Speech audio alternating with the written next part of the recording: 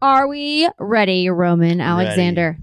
That's a mighty name. Well, it's my middle name. Alexander's my middle name. So I kind of guess it. I also kind of thought it from the standpoint of it's an A, okay. So it starts with, the top of the alphabet. Roman Alexander. So like on a bill, I'm usually like. You were thinking right this there. through? Not really. I like to think so, but no. It sounded cool, and my mom always called me Roman Alexander, especially if I was in trouble. So. But I mean, that's a strong name, like Roman Alexander. Well, thanks. Where did your parents come up with this? And were they like, this guy is going to be a boss? I don't know if they ever thought that, but because my schooling did not say, said otherwise. What do you mean?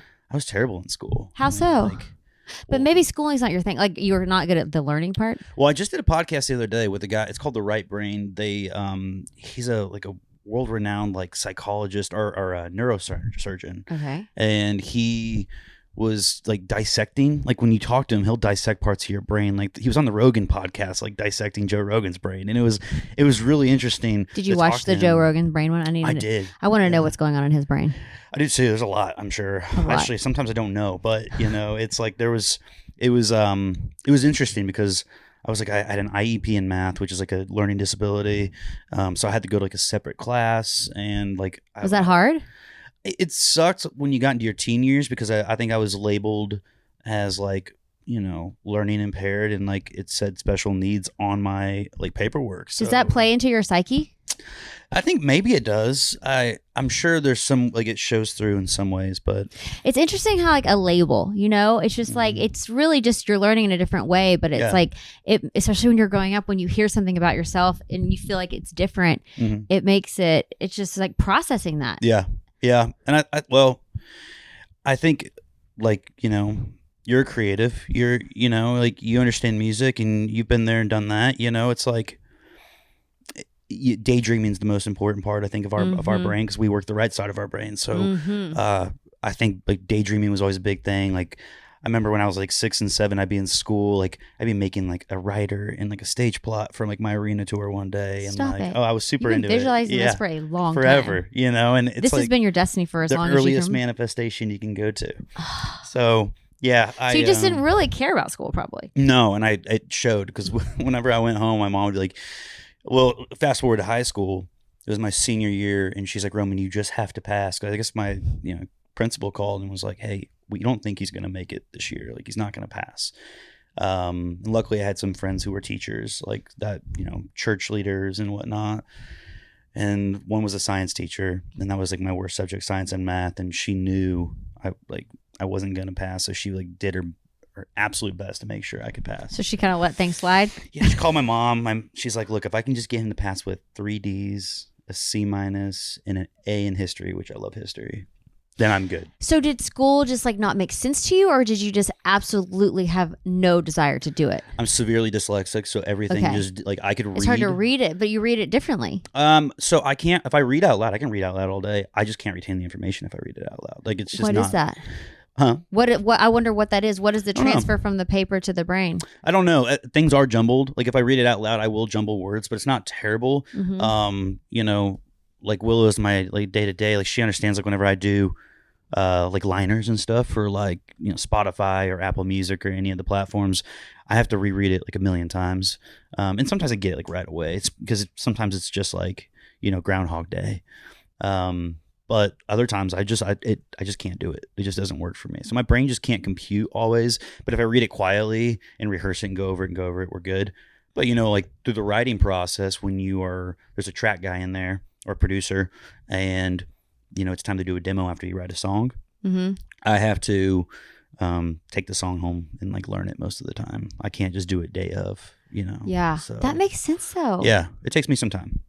Yeah. Okay. But it works to my advantage. I come back knowing the song better than I probably That's should. So true. Yeah.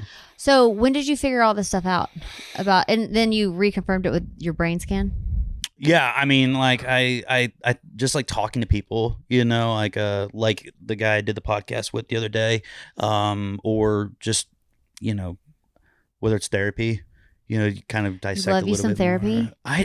I haven't done a lot of it, but the ones I have done, it's kind of interesting to dissect my childhood a little bit. What'd you find out, and how did you decide to go to therapy? Because I love therapy. But now I've done so much therapy, I think I'm on a break. I need to go. I need to go back. Oh, you got to stay with it. Yeah, I know. It takes a long time. It's like going to the gym and building a muscle. Yes, that's exactly what it is. It takes forever and it's exhausting, but it's like, what do they say? What's your heart? The same thing with like going to the gym, like dealing with your unresolved trauma. Yeah. Or just like getting into it and figuring it out and sorting it out and then releasing yourself of it. Well, there's traumas you have you don't even know you have. Everybody's got them. You know? Totally. Whether it goes from like being bullied in school or... Were you bullied?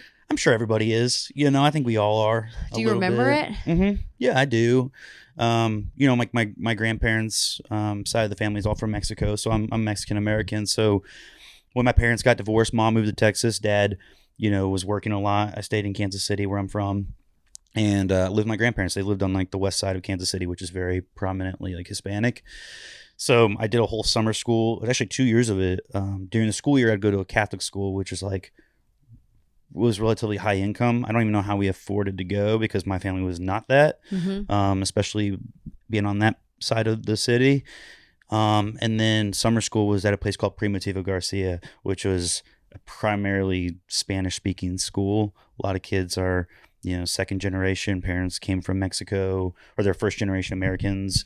And so it was definitely interesting. I think I got bullied because I didn't speak Spanish because my parents didn't teach me that. You know, and as I get older, I'm like, man, I really wish I would have learned Spanish, but I kind of just embrace it. You know, Selena didn't know Spanish. She didn't, but she sang some songs She sang in Spanish, but she didn't speak it. No. We were just talking about Selena this weekend, and what a tragedy that was. Yeah, man. I think she would have gone on to do. Oh, you know? She's one of the greatest singers and performers of all time. Yeah. Yeah. And Casey Musgraves did one of my favorite videos. It's like kind of like hard to hear. It's kind of grainy, but like she does Como la Flor by Selena, and she plays it at the Rodeo Houston. And it was like stunning, you know, like where the stage spins around. Or she was San Antonio. And yeah, it was beautiful. Like Casey did like her rendition of it, and it was like the crowd just freaking out, you know, because the crowd's primarily Mexican. They come up from Mexico to come to that. So yeah, it was really cool to see. So how does all that like trauma play out? Because like for me, I've done so much therapy now that I like, know my traumas and I know my defense mechanisms. So I always was a people pleaser. Yeah. And I definitely was always trying to make sure everybody loved me, that I did everything correctly, that I didn't ruffle any feathers. Yeah. And I just spent until 38. I'm turning 42 in like a week and a half. But get out of here, really?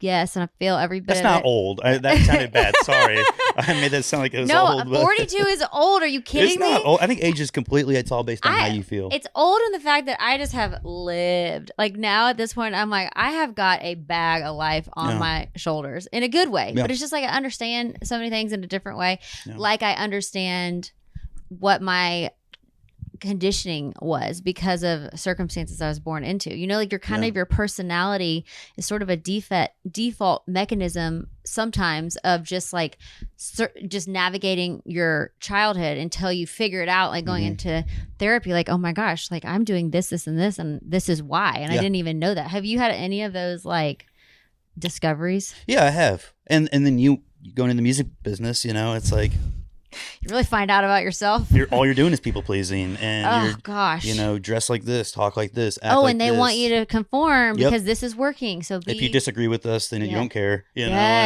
and then and like, who are these people? They don't know anyway. I mean, they know something, but they definitely are just trying to figure it out too. Well, and I always try to remind myself, and this isn't a dig on anything at all. I mean, it's just this is the general, you know, the industry as a whole. We only get one shot to make this really typically stick. I mean, you get many shots, but you get one shot to really make your impression on the town because it's such a small city. And they get as many as they want to try over again and try it out on. This is your whole life. You're just a product. Yeah, there's no plan A, or there's no plan B. There's no plan A. This is plan A. Yeah, this is all I have. I was never good at school, like I said. I had no other career paths. Obviously, there's careers I think would be cool to try. You could be a race car driver. I could, which I do love racing. I know. Did you just casually decide to become a race car driver? So before my parents got divorced, I did. How old were they when they divorced? I was 7. Do you remember it? I was 8. Yeah, oh yeah, I remember every bit of it. Some people, sorry, I'm all over the place. I'm No, like a you're freaking bunny rabbit. So It's an open form conversation. I'm just hopping down different tunnels, and we're just going to circle back around to all of them. But when your parents were divorced, some people say, I'm so glad my parents got divorced because they would have been terrible together. And other people say it really like affected me in maybe a negative way. How did your parents' divorce affect you? I mean, I don't know. I think I'm starting to figure that out as I get older. I think there's certain things that pop up in my life as I get older. I have sympathy for them because I'm 20. I'm almost 29. You see it from a different perspective now. Yeah, I look at it. Yeah. They were young. They had my sister when she's 5 years older than me, so they had her when they were 19 and 20, I guess. They were just kids. They were kids, and then they got divorced in their 30s, which still kids. Like, there's still so much life to live, and they're just now really living their lives. So I have so much sympathy for them. Like, there's no grudge held. There's no That's very mature anger, of you. And there wasn't at that time. I love both my parents, and I love them differently because there's different things to love about them. Yeah. You know, just like I think parents say that there's not a favorite, but and maybe there's not, but they definitely love us differently. There's different ways you have to approach a certain kid. Like my sister and I have to approach us differently. And now how do they approach you? How do you need to be approached? I'm very warm. I feel like I'm very, very affectionate. I wear my heart on my sleeve. I'll tell you exactly how I feel about something. I'll tell you if I don't like something. And my sister, you know, she's a combat veteran. She served in the Marine Corps for 11 years, and she's a firefighter. She's a paramedic. She did wildland firefighting. The girl's done it all. Wow. And she's really, really inspirational. But I think you have to approach her just a little differently. I think, you know, she's not afraid to tell you how she feels. Yeah. She's way more opinionated than I am, and I'm already pretty opinionated. But, you know, I think she's just a zero bullshitter. Like, if you want me to bullshit you, I'll bullshit you a little bit. You know, like, you know, you're fine. I don't like you're ruffling feathers. Like we talked about it. I really don't. I worry if people are mad at me sometimes. Oh, it used to make me debilitatingly sick. Yeah.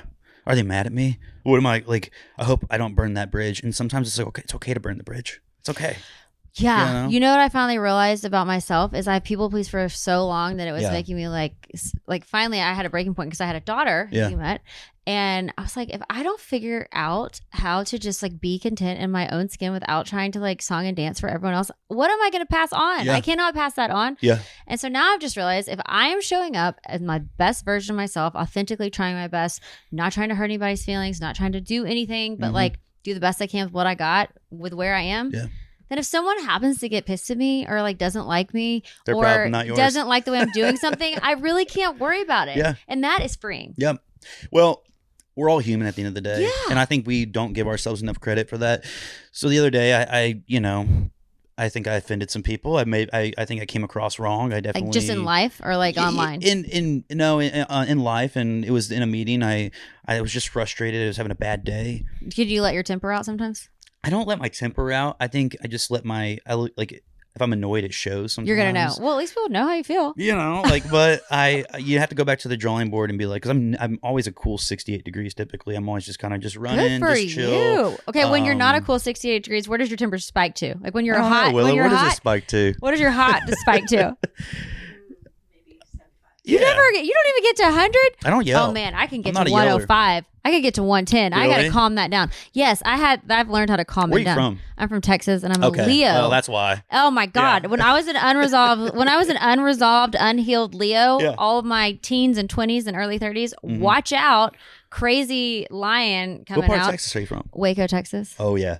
Where are you from? Yeah, I'm from Kansas City. Oh yeah, Missouri. You're a Midwesterner. Duh, you love the Midwest. I love the Midwest. I know you do. Good people, but yes. I love Texas. I've been spending a lot of time in Texas recently. So why? Racing. The race team is based out of there. I was looking at your EP, Midwest Calling. Yeah. You really love the Midwest. I do. It's your heart. I love it. I'm proud of it. Good for you. It's good to be proud of where you're from. Yeah, where you're from. And you're Texan, so yeah. Oh Texans yeah, we love Texas. Where they're from. Yeah. Yeah, you know. Yeah, I do. So you've been spending a lot of time in Texas race car driving. Formula One.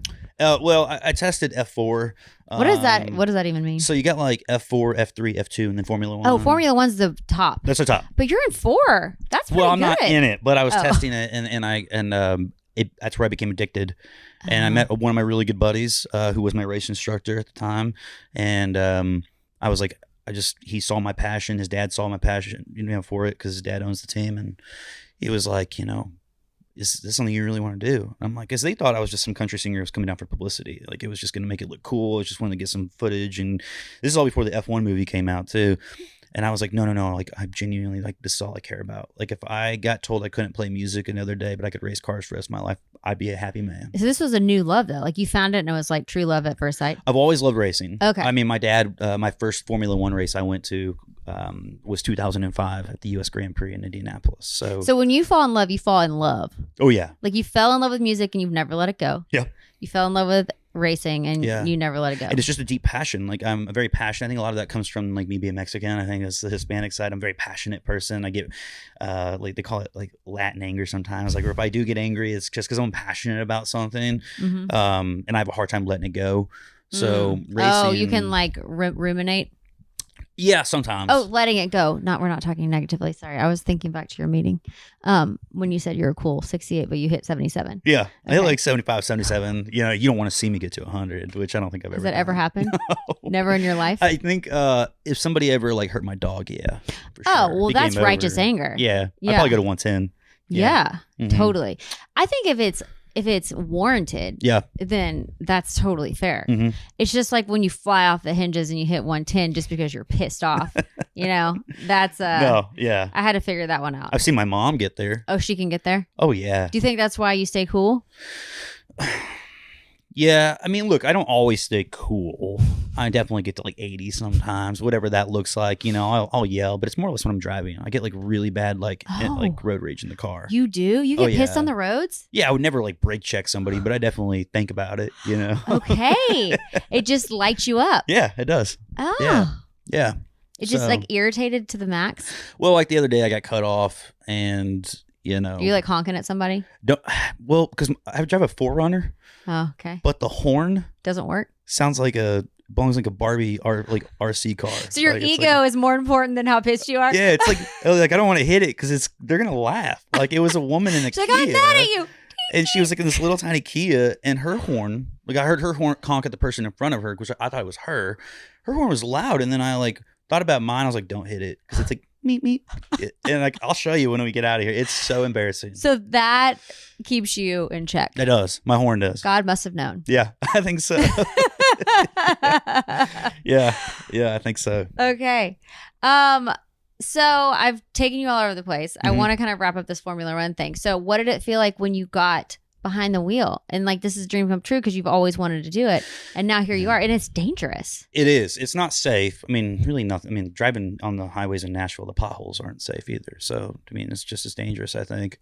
I don't think so. I don't think that's I will true. tell you this. It's kind of dramatic. I go through this whole thing. Oh, you're dramatic. I'm kind of dramatic. I'm an artist. Good for you. Yeah. I love to be dramatic. We're a little dramatic. Oh, totally dramatic. Yeah. I'm always dramatic. So let's hear it. So, okay. It's 105 degrees. It's August in Texas. You know how that goes. Yes. And then that's when everyone wants to drive race cars on the pavement. 100%. Why? And why is this not a fall sport? I'm wearing a black fireproof suit with an undershirt, then the fireproof mask, and then a black and silver helmet. So it's already hot as can be. And it's carbon fiber too. So it just sits there and radiates. Is this good for you? No. Okay. But I love it. And don't care. I think this isn't like women can do it too. There's plenty of women who race in F4, F3, and women who are going to go to F1 eventually. In IndyCar, there's been so many great women in that. But I think that when a boy is like born, you know, like whenever I was born, I think we're built with this curiosity to just be like, just daredevils a little bit and to get in trouble with cars. You know, I don't know. Because ever since I was little, I've always wanted to race karts. So my dad got me into go-karts whenever I was like 5, 6, 7. When my parents got divorced, you know, it's an expensive sport, so they couldn't afford to do that. So I've always, in the back of my mind, I was like, one of these days I'm going to get back in a race car. So I built my Instagram following a little bit, you know, just being an artist and then build connections that way. And then sure enough, you know, I was able to get in the race car. So to take you there, it's August last year. I get in the car. I sit in there. It's very snug. You're basically laying on the ground. Your legs are a little elevated over your chest. He plugs in the steering wheel. You hear it click. And then you flip on the switch. And then they start it up. And it's just like this little rumble. And for instance, okay, so like G-forces. You know what G-forces are? Like fighter pilots experience. Okay, yeah. It's kind of like when you're on a roller coaster and you feel that like your gut comes up into your It's chest so fun. and you start to get like tunnel vision a little bit. Yes. That's called G-force. And it's You because love the that? blood is rushing it's rushing out of certain parts of your body and pushing to others. Okay. So it's about, if you hit 2.5 Gs to 3 Gs, that's 2 to 3 times your body weight. Okay. So I was pulling that for an extended period of time. Like the blood vessels in my arm were broken. Like my neck was swollen, but it's the most rewarding feeling knowing that you went 170 miles an hour. Why? Is this just like ultimate freedom? Like what's happening? Are you having some sort of like release or some sort of moment that you can't get otherwise? Like what is that experience that you're getting that you can't have in regular life? Well, I have an addictive personality, I think. Okay. Why do you think that? Because I haven't thought, like, stop thinking about it.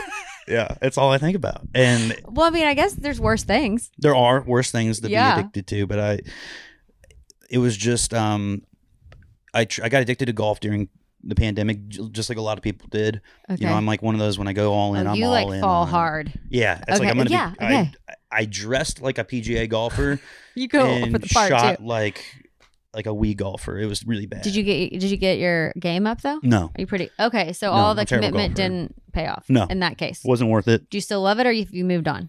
It's a love-hate relationship. We're getting there. Okay, so You you're know? not just like I'm done with you next. Yeah, I've You been still saying love I'm going to it. break 100 for the last 4 years and still haven't done it. Okay, So okay. we're trying. So you got some time to spend with golf still. I do. Okay. But, you know, I got into it because it was a way my brain didn't think about anything else other than golf, right? It's a mental game. But then you start bringing your other songwriter friends out there and artist friends out there.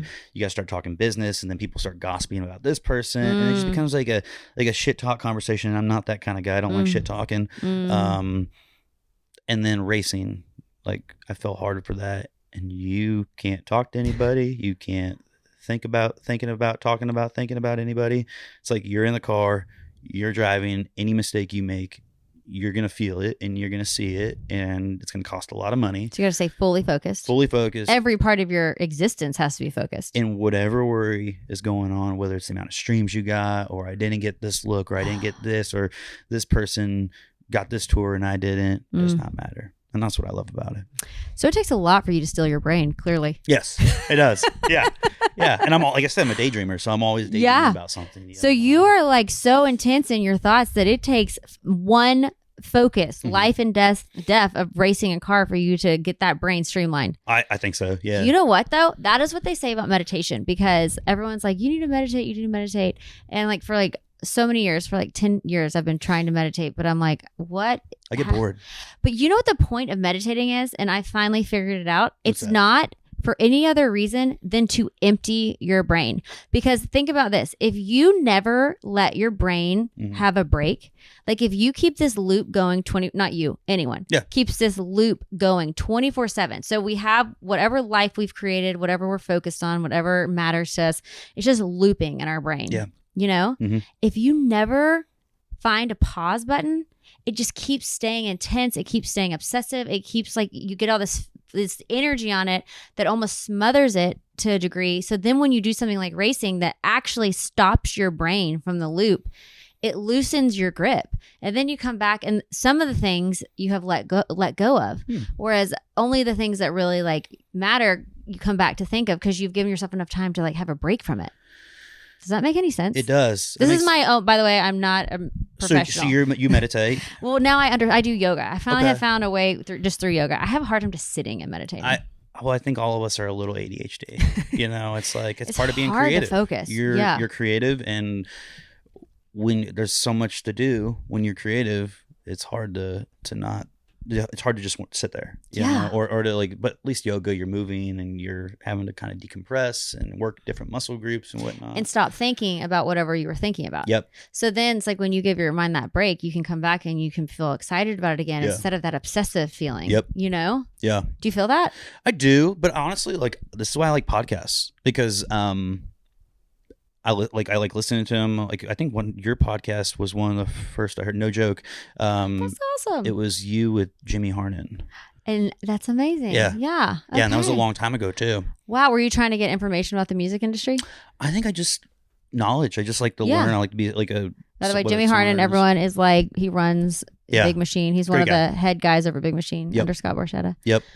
Yeah, he's got so much wisdom and knowledge. Yeah, he does. Really good storyteller too. Mm-hmm. You know how that he is. Because the stories are insane. What they as a major record guy for like 30 years, what they've seen and lived through, and the rock stars that they have been a part of. Yeah, it's unbelievable. Well, and then I listened to one of your podcasts the other day with Naomi.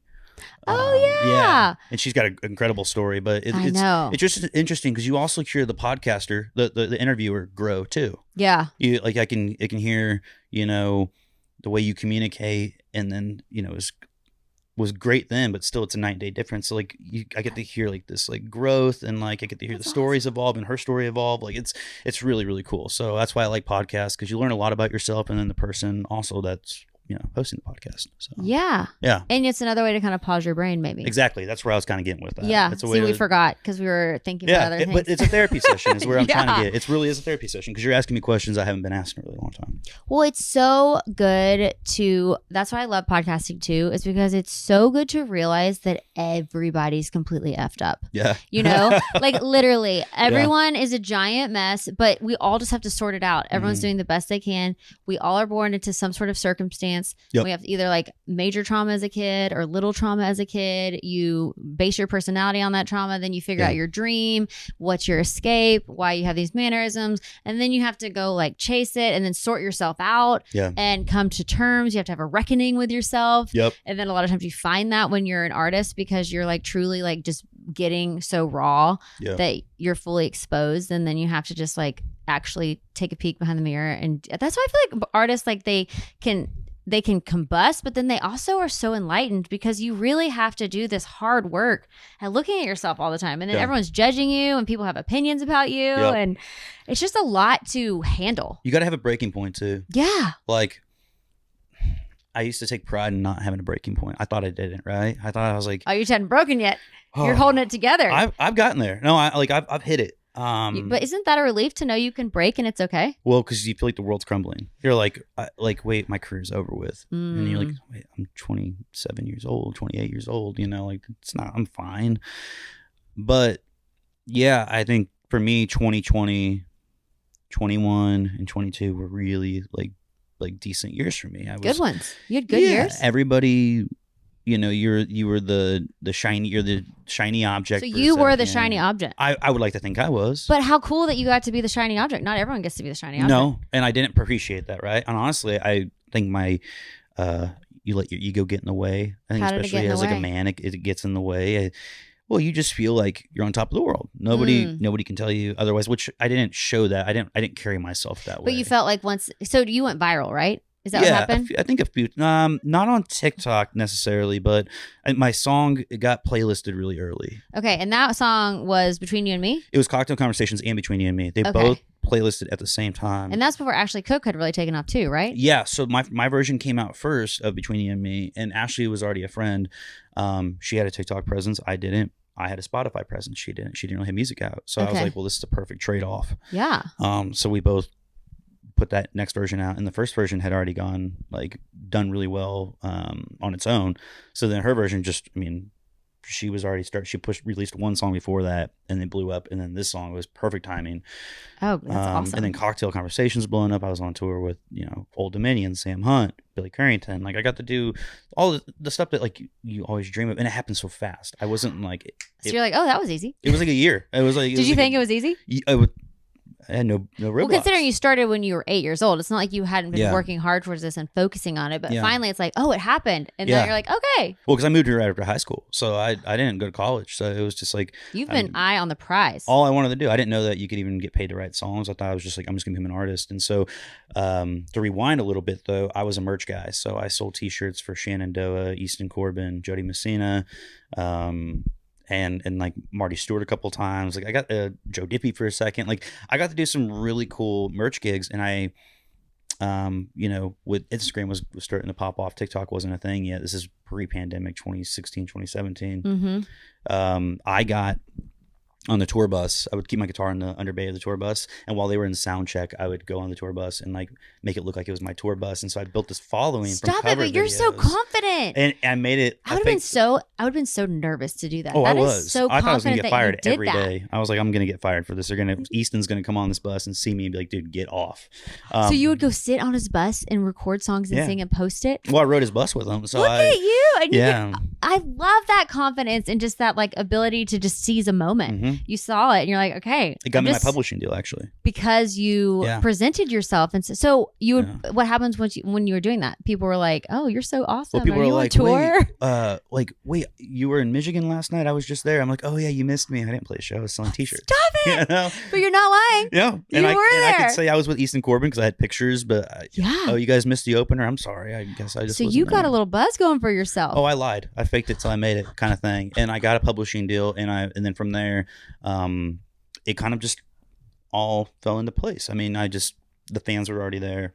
How are the fans? Oh, because you built them up on your social media. Socials before I even had music out. And because the fans thought you were just like living this cool life, which you are. Because honestly, it's all just how you present it. You're an interesting person to follow. And so that's really all that matters.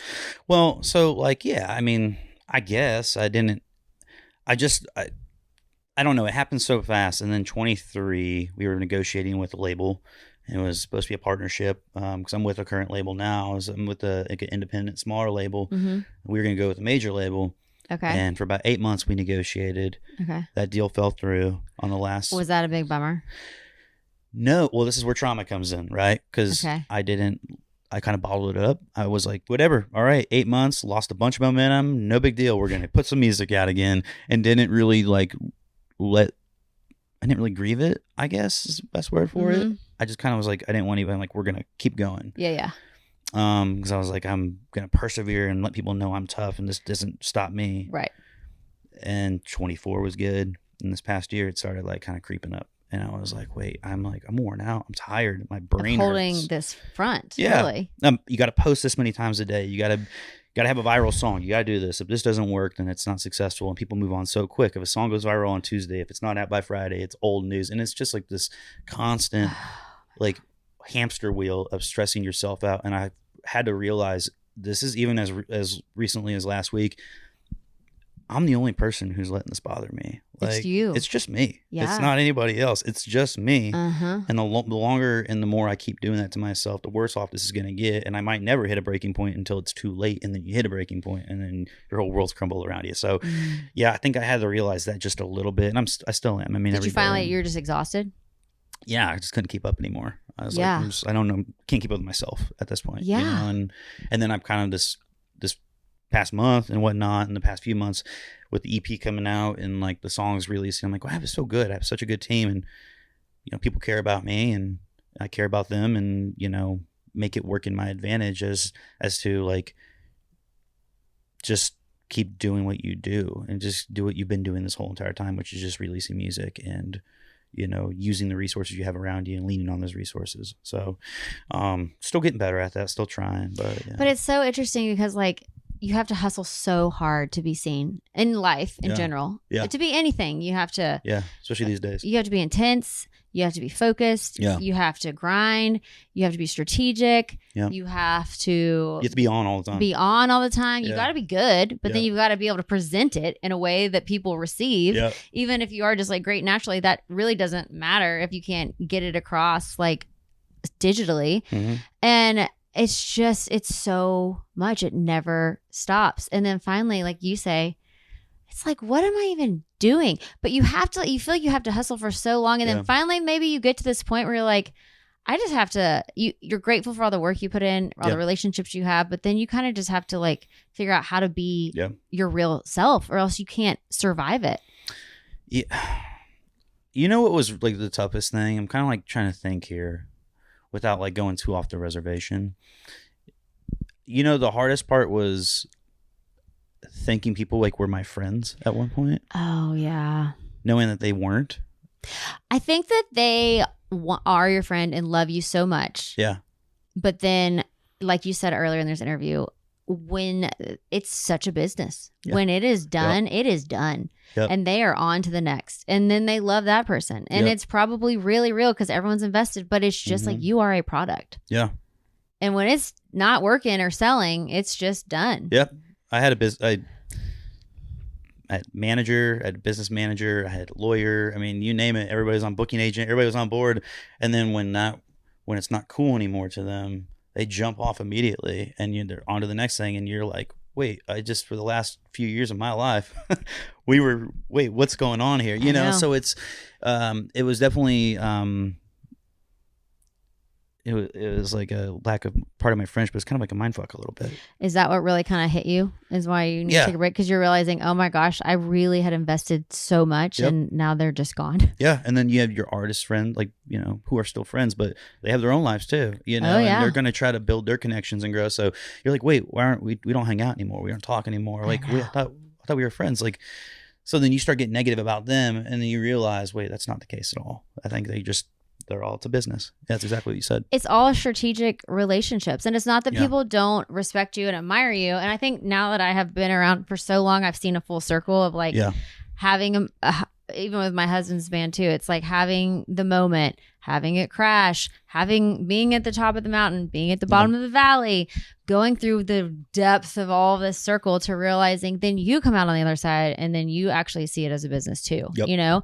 And it's like, you really can't invest in those people as anything more than great people doing a job. You know, and like you can love them and stuff, but even the friendship, you have to separate it, because if they can't make money, then they can't support their families, and they, you know, it's like it's all, the food chain is so connected. You can't take it too personal. It's hard not to take it personal, but it is. You can't take it personal. But then you realize you end up doing it to someone, because you have to end up letting people go because they're not making you money or doing the job you need them to do, and it's like, damn it, but we were friends. But then you just the whole thing is just. It's so much, you have to see it from such a higher perspective, but it's so hard, you know? And you keep your circle really small. And you say that in your song. Yeah, I do, yeah. Which song is that? That's Lifelike, yeah. Lifelike, that you know you're having success when your circle is small. Yeah. Tell me about that, because that's true. Well, it's like, if my circle's getting smaller, I must be doing something right. And it came from, like, my grandpa used to always tell me that. Like, if your circle's small, you're doing it right, keep doing it. And it doesn't always mean, like, you're successful. It just means that you can only count your best friends on one hand. I truly believe that. People who really know you, and who don't need anything from you other than your love and your friendship, and who will weather the storm. Which is why my dogs are like my best friends. They really are. I mean, they truly are. Like, there's only a few true blues who are going to weather every storm with you. Just people don't have the bandwidth in their life for that many people. I don't have the bandwidth for that many people. You know, you have, like you said, a handful of people you can really give your all to, but then otherwise you can't, because you got to live, you know? Yeah. It's tough. I'm still thinking, like, I'm still, like, kind of, like, trying to process all of that, I think. Is your heart hurt right now? No. Did you just part ways with somebody? No. No. Everything's good. I'm just like thinking, like, going back and looking at the last few years, and it was just like, wow, I think I'm still trying to process all that, because so much came at you. So much has happened. So how can you, like, even comprehend everything that's happened so fast? Yeah. Including your racing cars now. I mean, like, seriously, these are, like, huge things that you're doing with your mind, your body, your spirit, your energy. Yeah. You're expanding so fast. Well, I do it to myself, though. Yeah, like I did do it to myself to a degree, you know, like, because you like it. I chose this life. I chose this career. It's nobody's fault but mine. You know, if anything goes wrong, I choose the people I'm around, you know, and they choose me sometimes too. But, like, I don't know. It's life. I have a hard time comprehending it. Like, you stretch so fast. You grew so fast. Yeah. And I think I'm just trying to play catch up. You know, like, when your body grows too fast, and you know, like, these days I guess my metabolism's slowing down, so I'm going out rather than up. But you know, like, I'm just my body's trying to play catch up. I think my psyche's trying to play catch up. Totally, with what you've just done. So what have you just done in the past 4 years? I toured a lot. You know, I had a lot of things that weren't so healthy for me too, mixed in there as well. Like what? Alcohol, drugs. Did you give that up? Oh, yeah. No. So you gave it up. You're sober. As of recently, yeah. I mean, how'd you know it was time? Well, alcohol was really never a problem for me. It was never alcohol. By the way, my leg is falling asleep. I'm so sorry. I'm like, kick it out. I'm trying not to laugh as I'm sitting here. Yeah, I'm trying not to laugh right now because it tickles so bad. That's the worst. Yeah. So, I'm so sorry. It tickles so bad. What was I saying? You were saying. Yes. Okay. So thank you for remembering. Yeah, I was partying a lot on the road, right? Oh, right. Yeah. It's easy. It's every night's a party out there. Every night's a party. And drinking is not a problem for me. I put it down momentarily. We'll see if I ever decide to drink again. Mm-hmm. I do miss beer. I kind of like beer. I miss like a good cold beer. Get you some NAs. They don't do it for me. I think there's just a certain little spice you get with like a beer, like an Anheuser-Busch, Yeah. I miss the St. Louis taste a little bit. It's a Missouri thing. Gotta be Midwest. It does. It has to. If it's not Midwest, then I don't want it. We're not interested. No. Okay. But yeah, I think that was just like some of the people I was choosing to be around, like friend-wise, was not the healthiest.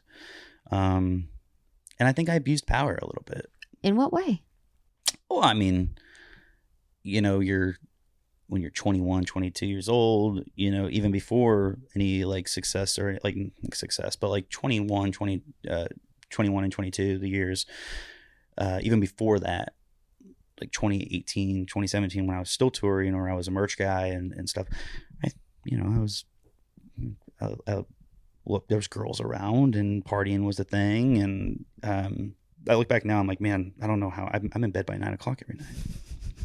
10 o'clock at the latest, so like I've definitely grown a lot, but I look back and I think my body's just trying to play catch up. I think I'm just my mind's trying to play catch up and comprehend everything I've done and, the things I've, the places I've been, the things I've seen, Good for you for having some retrospect. Really quick. Not everyone takes the time to take inventory of their life and their choices and how they made them feel and how they want to evolve and expand. I think that's very like wise to start like thinking, okay, I'm gonna evolve here. Yeah. I wish I could be the guy to say like, well, I'm just going to write about it in songs. I'm just going to go to a write and sometimes I can't. I'll go to a write. Like, what do you want to write about today? I'm like, I have no idea. I don't know what I want to write about. I think I just want to sit here and talk. And to me, that's more important than the song sometimes. It's just the therapy session you have. And then the next time you come in. Or sometimes they're like, hey, that's really good. Let's write that. But most of the time I like to talk so much. And I'm kind of a squirrel. I'm all over the place whenever I talk. Not like me in this interview or anything, right? I don't know. I mean, I'm the same way, though. Because I went from having a dead leg to talking about racing to talking about... Giving up alcohol? Alcohol and... Oh, you said it really wasn't alcohol. Was it like weed or something? No, I mean, it was just like Adderall. Oh, Adderall can sneak up on you. Yeah. Because you think you really do need it, and a lot of people need it for focus. It's a life hack. I will never dog on it. Yeah.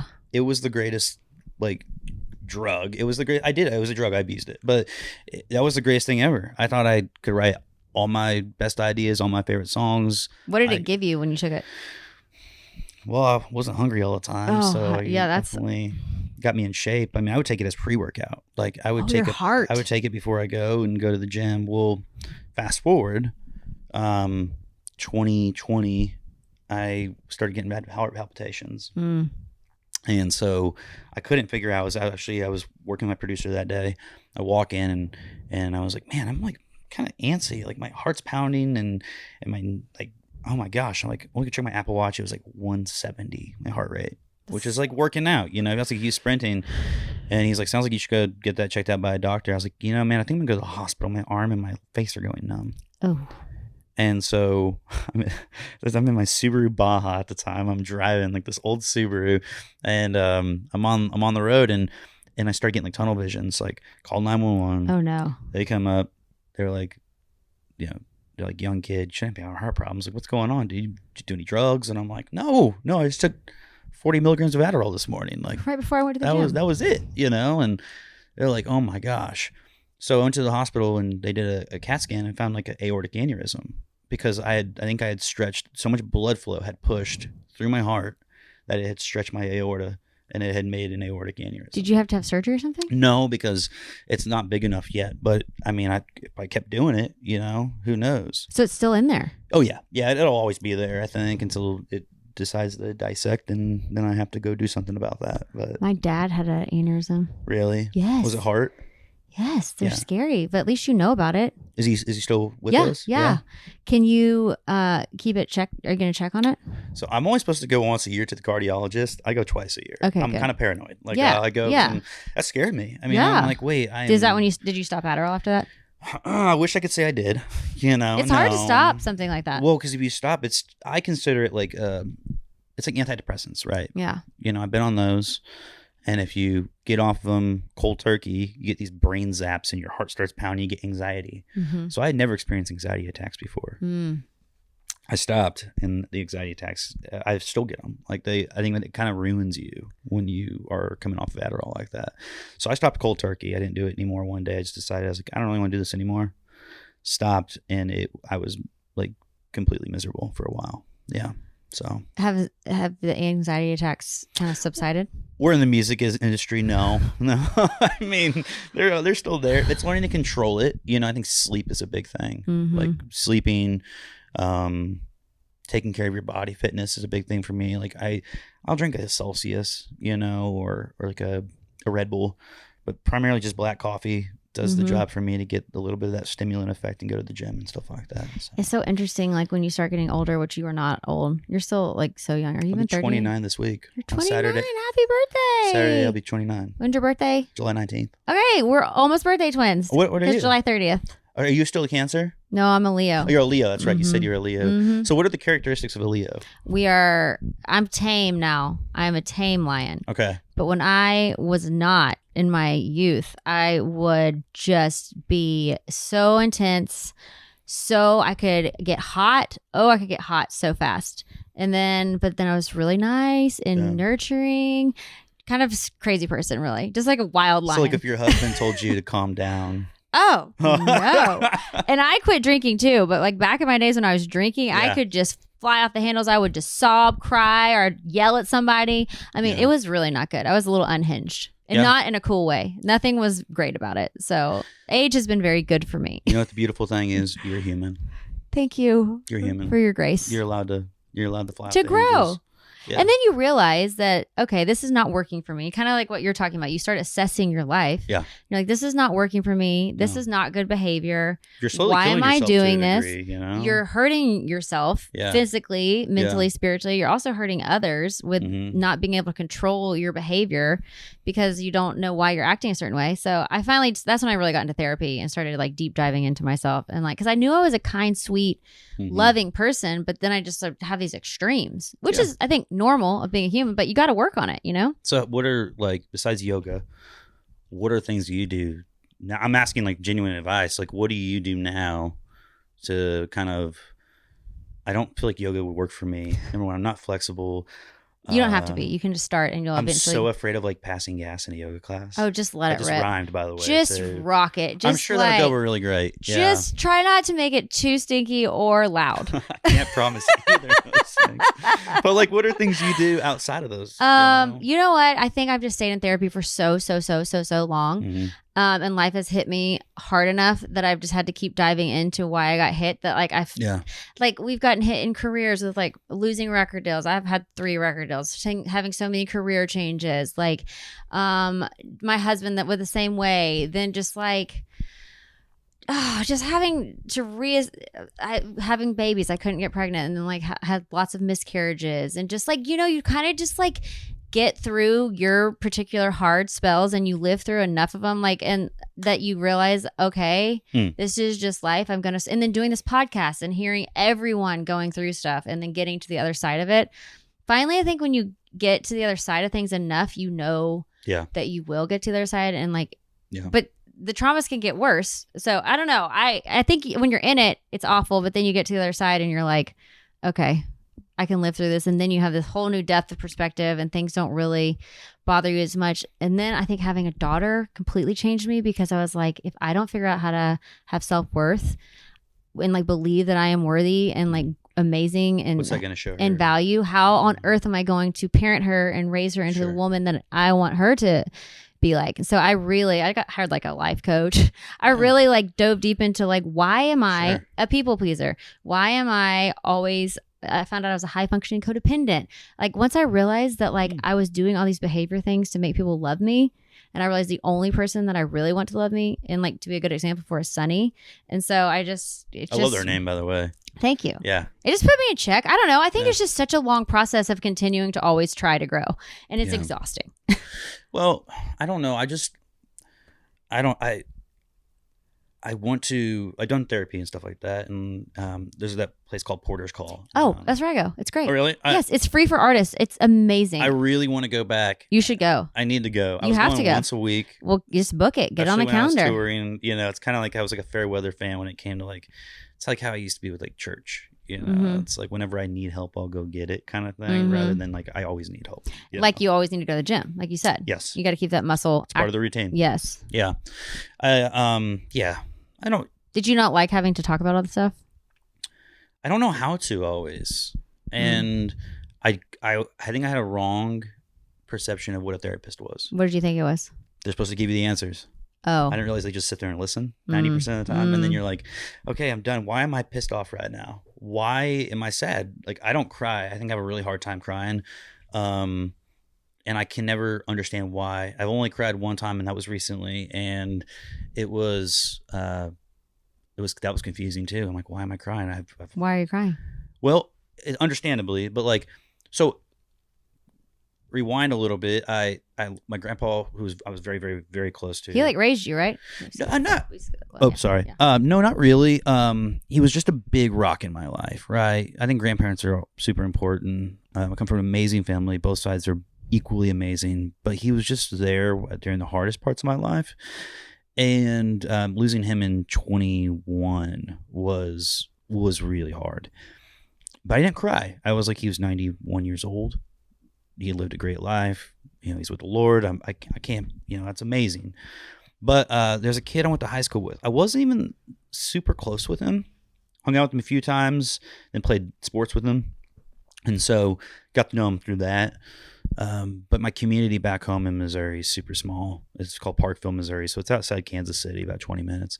So I went to school with this kid and then stayed in contact a bit. But he was a firefighter paramedic. He was killed, a couple months ago. And my sister's a firefighter paramedic. So there's a little bit of that correlation too. Mm-hmm. And then going to his funeral, and it was like the whole, like, the last call they do on the radio, and then they play the Amazing Grace, which the music always gets me. And then you hear the bagpipes, and you see his family crying, all of his friends crying. And I was like, wait, why am I crying? This is like all these emotions came out.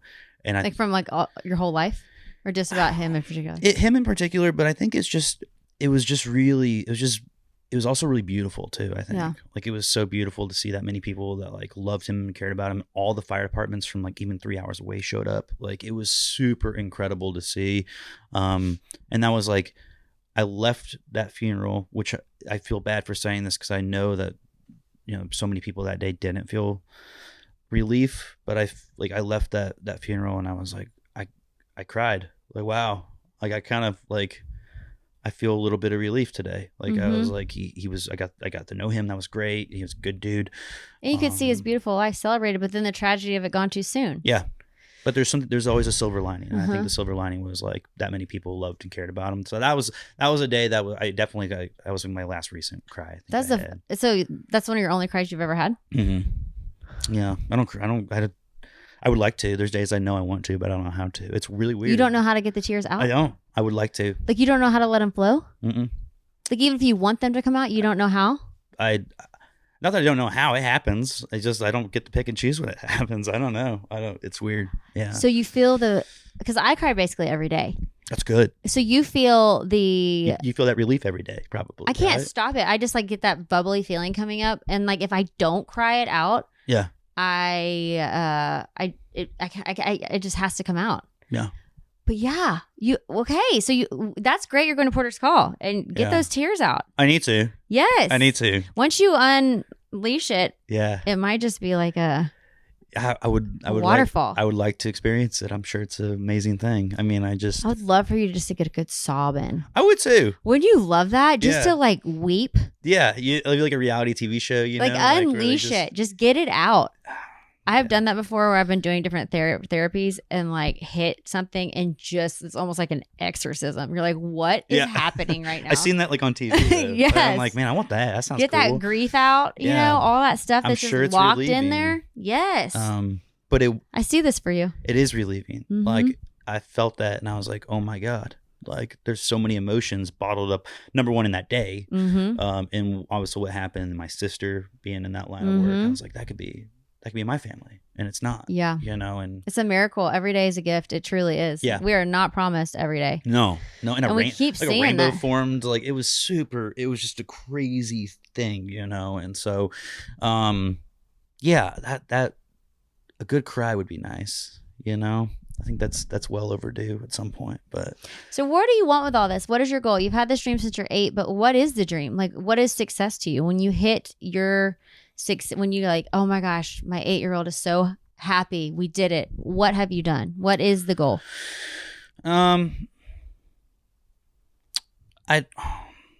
So it used to be like, I used to think about like, I want to, you know, if you ask me year by year, my plan, right? It's like, I'm going to go in an arena this year. I'm going to do this. And it's still a business. So you still have to make projections for yourself and everything. But I used to think about I think of it as like an alphabet. There's A all the way to Z. And like, I used to think of A to Z, and now I kind of like try to think of everything in between, you know, which is super important, I feel like. But one day when I look back, I just want to be able to say, you know, all this was cool. I got to do it all. I'm blessed. I'm happy. But, you know, I'm not married, but if I have, you know, it's like. But you want to be married. Yeah. And is my wife happy? Are my kids healthy? I have an amazing family. So I want to be able to like, they're not always going to be here. Like my grandparents aren't always going to be here. How can I replicate that amazing support system that I grew up with? How can I do that for my children? So I think more or less, even from away from the career side of it, I just want like, how can I replicate and just be the best person I can be for them? And I think going through some of the things I've gone through, I'm still going through, is going to help pave that a little bit. I just need to figure out a little bit on how to articulate a bit of that and make some fine tweaks in there. But you're doing it. And I'm trying, yeah. And you're like self-examining. Yeah. You're digging in. Yeah. I overthink. I'm an overthinker. Who doesn't? I overanalyze everything. Oh, yeah. Yeah. Then I think you get to this point where I think I'm finally almost there where I'm like, I don't even care. Because I don't have these big dreams like I used to. I still have dreams, but like now that I've had my daughter, like she's like honestly my only dream. And like I love doing this podcast, and I know that in my heart God has like his own plan for it. But whereas I used to feel like I had to map it out, now I'm like, God, you just take it where you want it. I'm just here for the ride. Can I ask you something? Yeah. You just hearing you talk about your daughter and your husband and the life you have and you know things you're doing, I feel like you also have to make time for something that makes you truly happy aside from those things. Like what's something that you do, not going to yoga or things like, is there a vacation you want to go on? Is there things you want to do personally? Or I've been traveling my whole life. Like I traveled as a kid my whole life. I did the Amazing Race 2 times. Did you really? Yes. When I was in my 20s, I've been a TV host. I worked for a regional as a song promoter. I was in a band for 7 years and traveled the country. Like I have pursued myself so hard for so long that I am just like, I am in my like unwinding era. I have been like slowly just trying to detangle my brain and calm my nervous system. That is what I have been trying to do for the past 5 years. Is just like I have been so intense, so go, so focused, such a hustler, so obsessed, so like feeling I have to hit all these lines, these timelines, these goals, all this stuff, and then realizing for what? Because it all falls apart eventually, and then nobody gives a shit, like we're talking about earlier. And I'm like, what am I doing this for if I don't love it and it's not bringing me joy? And obviously you need it to have success so you can pay your bills and stuff, but it's like nobody cares. Not one person cares. And I think that I'm finally just at that point where I know nobody cares. People can jump on board, they can be supportive, they can like love it and help it, but like nobody cares, nor do I need them to care. You know, I just need people to be excited, do their job, and then same for me. But it's like, I don't know. So many things have come together and fallen apart in my life that I just am like, God, Jesus, take the wheel. I am here for the ride. I think you've done a good job though, because it's greght. I've always, not always, but for years I followed what you've been doing. And, thanks. And actually, funny enough, with 1,000 Horses, like when I was a merch guy, I think they were headlining some festival, and it was like. Maddie and Tay, and then Shannon Dove. We were there that day. That was really cool. That's awesome. Yeah. We've been connected a long time, Roman. A long time, yeah. but yeah, I mean, like listening to, with Bobby, listening to you do a podcast with him, and like, yeah, it's interesting how the world's relatively small, and like it all connects eventually and everything. It does. Yeah. You know, that's what my old agent said. Rod Essick, he used to run CAA. Oh yeah. Do you know Rod? I know Rod. Yeah. Oh, I love Rod. Yeah. He said, if you are good, like legit good, and you don't give up, you will have success on some level at some time. It's inevitable. It's a dartboard. You're gonna hit a bullseye eventually. If you keep staying great, and you keep doing the work, and you keep showing up, it's going to go somewhere eventually that's successful. Yep. Like, it's just, you can't not work out somewhere. Yep. You know? Yeah. It just sometimes takes a while. 100% of the shots you don't take. That's right. Yeah. Just got to take it every day. So here we are, Midwest Calling. It's coming out. Life Like is your like autobiography song out there. I would say so. I love that. And you're just on your own journey, figuring it out, like riding the waves, and really at the end of the day, like getting in touch with you and your soul and who you are and what it all is for. It's all just about you, and you're on that journey. It's cool to see your soul journey as well as your musical journey unfolding. You know, like I kind of feel like it. I used to always say like, maybe I'm an old soul, but I don't think so. I think it's just I had to grow up really quick, and this line of work, you kind of live so many lives sometimes in 1 year. Mm-hmm. Like, I've done so much. What have I done this year? I don't think I've done enough. You're like, wait, no, my God, I just was gone for the last 6 months. Yes. I'm like, my body, like, I have bags under my eyes. And your nervous system is shot. Yes. All the time. I don't you're just, sleep. Nothing's consistent. Yeah. I know. It's hard to regulate. It is. So that's why, like, when you can get a hold of this, you really become like a master of regulating your emotions and stuff, because you're dealing with them on such a huge bandwidth and level, and with so much highs and lows, that once you kind of regulate it, you're like, wow, it ultimately is the journey of your life, and not just for the career, you know? Yeah. Yeah, that's true. It teaches you so much. Is God so important to you? Oh yeah, absolutely. And I think the harder things have gotten, even when the harder things are gotten, I've leaned on it. And so when things get easier, I'm much more of like, okay, there's a reason why, And so, yes, Christ is really important to me. Absolutely. Yeah, I take that seriously. And I fall short every single day. We all do. We all do. We all have a cross to bear. Mm-hmm. Some crosses are heavier than others, but yeah, I just try to carry it each day and just be happy with who I am. And I come from a really, really strong family of a lot of women. My mom and my sister, my grandparents, my grandmothers are really, really, really strong. I have all my grandparents except for my grandpa. I have a bunch on each side. I'm very blessed, and they've always just kind of ran the family. And so I think that's also really helped kind of keep me grounded, because the men are very much of like my dad. Like, we like talked about race cars. Like that's I call him twice a day every day. I call my mom twice a day. She's a nurse, so I try to call her twice a day every day, but she's always working. But I think like with my dad, it's like we talk about racing and cars in general, and guns or whatever it might be. And then with my grandpa, it's like he has a Longhorn farm, so we talk about cows. And then with my sister, it's like I can talk about life with her. She gets kind of decompressed to me about some things that she's seen at work that she can't always make sense of, whether she really knows that she's doing that or not. And with my mom, I can lean on her for advice, even though she might not always have the answers. She's just really good at listening. That's great. So that's really helpful. Yeah. Well, you're just crushing the game, Roman Alexander. Yeah, thanks for having me on. Caroline Hobby, thanks for having me on. Thank you for joining. Yeah. Would you stick around for a few little bonus episodes where you draw 3 questions? And it's called Tell Me More. So we're really going to get to the depths of your soul. Okay. So we have tell us one time everything that we need to know about. We have Midwest Calling EP out August 22nd. August 22nd. You're doing shows right now? Yeah, we got a few on the books right now. We're getting more. So this year is a year I'll be on the road. So we just and next year, yeah. Okay, and then everyone just follows you at Roman Alexander? Yeah, Roman Alexander Music. Usually Instagram and TikTok is usually my go-to. I have a website, but Instagram, TikTok. Okay, I always wrap up with Leave Your Light. It's just super open-ended. What do you want people to know? Drop some inspo.